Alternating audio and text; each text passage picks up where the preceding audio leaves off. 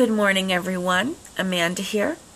And in today's video of Daughters of Narcissistic Mothers, I want to talk about setting boundaries.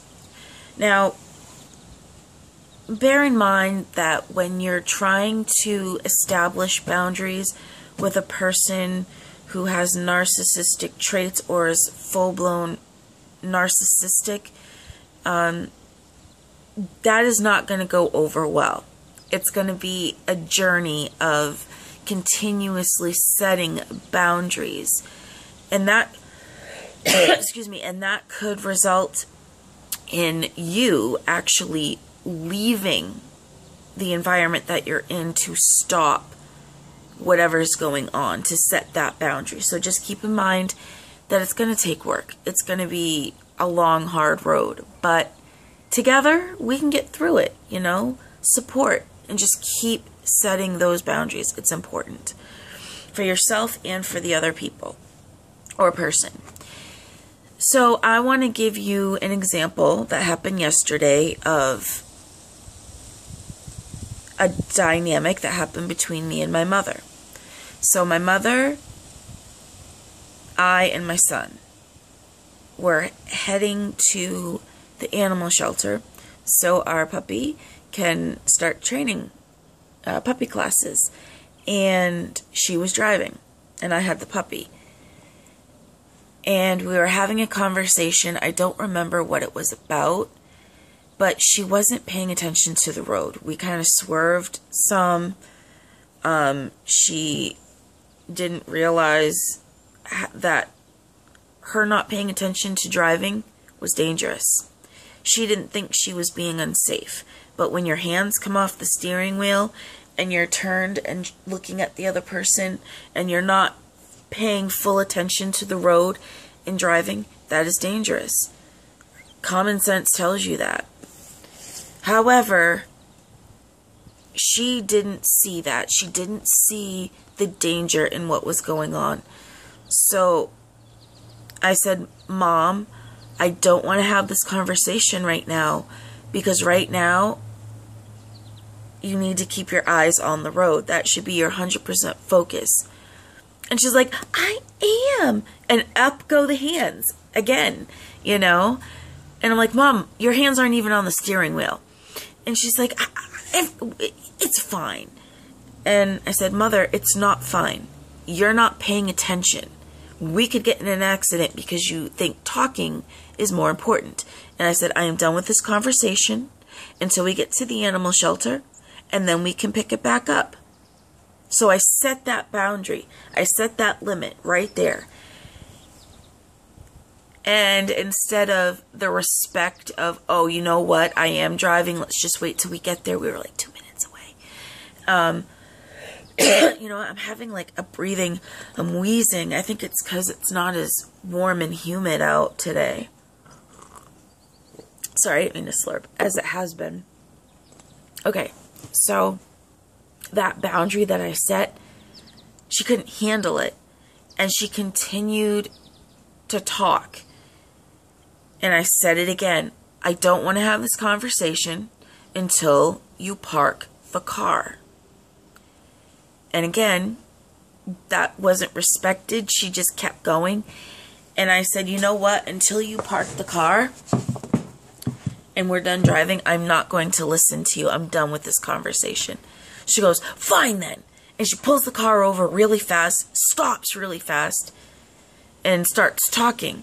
And I'm just sitting there loving on the puppy, and I tuned her out. And when she was done, she was like, okay. And I'm like, you know what? I just tuned you out because you didn't respect what I asked. And I said, if you want to talk about this later, that's great, but I'm not talking about it right now. So I kept setting the boundary. But the reaction she had was that, what? You set a boundary? I'm going to just break it down. It doesn't matter to me that I'm being disrespectful to you and my son, and your son if she was talking to me. And she didn't get it. She just didn't get it. She had an excuse. She always has an excuse for doing stupid things. Always. She constantly justifies it.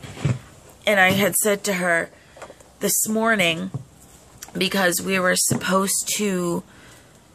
supposed to go to an appointment with me for 9, and we had been discussing this ever since I made the appointment, which was like, I want to say a month ago, maybe 6 weeks ago, a month to 6 weeks. And she knew about it. We were constantly talking about it because I'm going to see a neurologist. And all of a sudden this morning she's like, oh, I thought it was for 8 o'clock. And I'm like, seriously? We've been going over this over and over and over, and you know it's at 9 o'clock. Why are you suddenly saying it's at 8? She's like, oh, well, I didn't know. I thought it was at 8 o'clock. I said, no, you didn't. You knew and know when this appointment is supposed to happen. And she's like, well, I just didn't. Like, she kept acting like she didn't know. And that's not true. She did know. She's not stupid. Although sometimes she acts stupid. And when I say stupid, I mean, not that she's stupid or anybody's stupid, but that she doesn't respect other people. So she acts in a disrespectful way. Excuse me. So, let's see if I have an inhaler in here. So anyway, I had asked her to be ready this morning. Her and Casey, ready, so when I get there, out the door we go. Oh no, I got there and she was going to the bathroom. She did her hair. She had to put her shoes on. She spent time with the dog. You know, all these things that should have been done already. And I said, Mother, we have to go. Can you stop and let's go? And she's like, but I have to. And I'm like, Mother, we need to go. Let's go. And then she's like, well, I gotta make coffee and blah, blah, blah, blah, blah. So I'm like, you know what, Mother? You knew exactly what time this appointment is. You know that I asked you to be ready, so this wouldn't happen. And you totally are disrespecting me. And I'm going to be late to this appointment. And she's like, well, I have to, you know, there was an excuse of why we weren't leaving. Because she had to do something. And so I ended up not going to the appointment. Because she took forever. Had 15 minutes to get to a place that's like 45 minutes away. So, as I was walking out of the door to go in the car,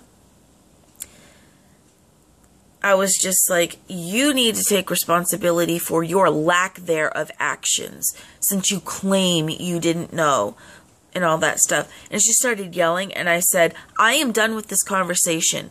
No, I said, you need to take responsibility for your actions, and be an adult, and be responsible. And then she started yelling, and I said, I'm done with this conversation. Casey, let's go. That's what I said. Walked out the door. I didn't engage anymore in that conversation. So that's another boundary, setting those boundaries. But you notice, every time I set boundaries, she's constantly doing this. Constantly, constantly, constantly. This is her. This is the boundary. And then she knocks it down. And then I put it back up. Knocks it down. I put it back up. And it's gonna be like that because people like her cannot stand the attention being on somebody else. They can't stand that it's not all about them. And they're not going to apologize for how they act. They're just going to make excuses to justify their disrespectful, unacceptable behavior. So, after they got out of the car to go back in her house, I left because I was done with that conversation. I'm done. And that's setting another boundary. I didn't go in and continue to talk with her about it. I just left because I needed to take myself out of the situation so it didn't continue. Because I was angry. I was really angry because of how she acted. She knew what time it was. She knew that we had to leave by a certain time. We talked about it last night, and the day before that, and the day before that, and the day before that, and so on and so forth. There was no respect. It wasn't about her with the doctor, so she made it about her with all the stuff she did. She can't stand any attention that goes to somebody else that isn't going to her. So boundary setting is a really difficult thing for people to do. Some people don't want to hurt somebody else's feelings, or they don't want to create chaos or drama or whatever. But what you got to understand is setting boundaries is not creating chaos. It's not creating drama. It's stopping the drama. It's a tool to stop the disrespect, to stop the criticism, to stop being treated poorly by a mother, a father, or whomever with narcissistic traits or a full-blown personality. And you just got to keep doing it and doing it. And eventually, it'll pay off in the end. You know, even if it's little small things, small victories are what you're going for. You know, sometimes you got to take the little before you get the big, you know, oh, this person is respecting me now. So I want to show you guys this book because I think this is a very good book for people to check out. Boundary Power: How I Treat You, How I Let You Treat Me, How I Treat Myself. A workbook: Achieve the happiness, freedom, and success that God intended, by Mike S. O'Neill and Charles E. Newbold. I know it says that God intended, so for people who don't believe in God, like me, you don't have to say God. You could say what the universe intended or whatever, but don't think because it says God, this is like a God book or something. It's not. It's just a lot of ways to set boundaries. So I'm just gonna talk. Well, I guess some of this stuff talks about God, but I think it's just a spiritual kind of thing. So don't be put off by it. So a couple of the things, like in the first part, introduction, intimacy in relationships, what are boundaries, why boundaries, where we learn boundaries. So you got like developmental stages, family system, growing up in a dysfunctional family rules, you know, that kind of thing. And then consequences of growing up in a dysfunctional family. Let's see, boundary violations against self, against others, spiritual impact of all abuse, kinds of authorities, abusive religious systems and practices. Let's see. I just want you guys to have an idea of what's in this book before you go and decide to read it. Physical boundaries, physical body space, characteristics of the abused child. Are you an abusive person? Sexual boundaries, after effects. Are you a sexaholic? Sexual violations. Emotional boundaries, weak emotional boundaries. The avoidance of pain. Thoughts and feelings, being responsible, models of unhealthy boundaries, boundaries that are too close, too rigid, too permeable, too close or too distant, types of people with boundary issues, complaint avoidance, controllers, non-responsive, non-controller, non-responsives. Responsives, yeah. So resolving the losses, forgiveness, maintenance. So that's what is in this book. And I highly recommend this book or any other book that talks about boundaries and how, and you don't want to just read about it. You want to be able to have a workbook so you can practice boundary setting. So, anyway, being a daughter of somebody who has this problem, it's very difficult. I have always felt that I'm not good enough, that I'm not worthy of whatever. If I do something that's nice and great, the reaction from her is like, oh, yeah, you know, that's great. You know, there's no like, oh my God, that's so great, so wonderful for you. I'm happy for you, Amanda. I love you. You are a great achiever. I'm so proud of you. Something like that. That doesn't happen. It doesn't happen. She almost seems like she's jealous if I achieve something.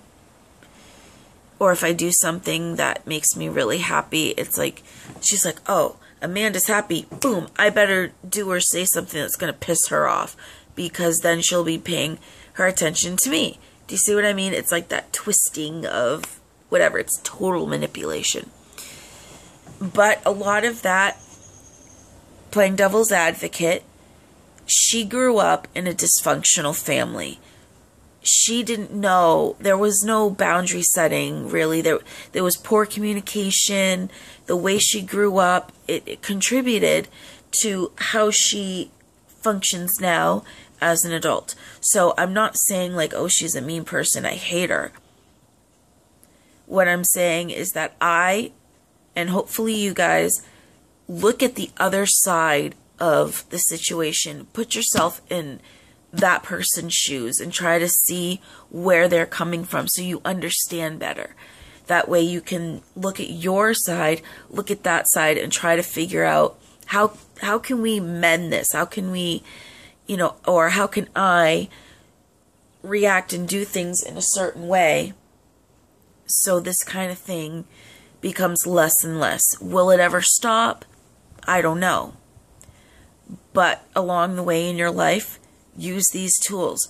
Get books, audio books, oh my God, CDs, DVDs, whatever, tapes, video cassette, whatever it is that you have, social media, whatever, and try and see what's out there to better prepare yourself for when these situations arise. So anyway, I just wanted to talk about that. Maybe other people, maybe you guys can relate, you know, and hopefully this is helpful in some way.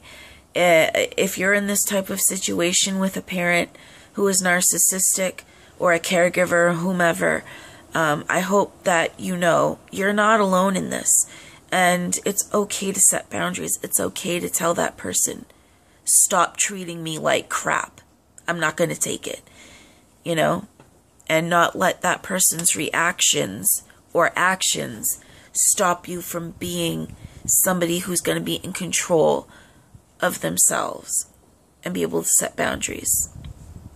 So anyway, hopefully this was helpful. Thank you for watching. I know this is a long video, but I had a lot to say.